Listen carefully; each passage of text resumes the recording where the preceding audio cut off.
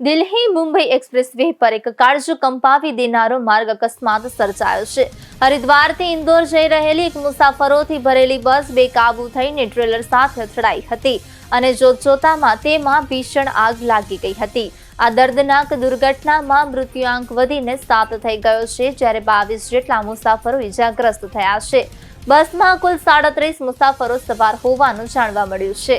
પોલીસના જણાવ્યા અનુસાર રાત્રે આશરે 2:30 વાગ્યે કોલભા પોલીસ સ્ટેશન વિસ્તાર નજીક અકસ્માત સર્જાયો હતો। ટક્કર એટલો જોરદાર હતો કે આગ મિનિટોમાં જ આખી બસમાં ફેલાઈ ગઈ હતી અને બસનો મોટો ભાગ બળીને ખાખ થઈ ગયો હતો। ઇજાગ્રસ્તોને તાત્કાલિક નજીકની હોસ્પિટલોમાં દાખલ કરવામાં આવ્યા છે, જ્યાં તેમની સારવાર ચાલી રહી છે। હોસ્પિટલના સૂત્રોના જણાવ્યા અનુસાર કેટલાક મુસાફરોની હાલત હજુ પણ ગંભીર છે।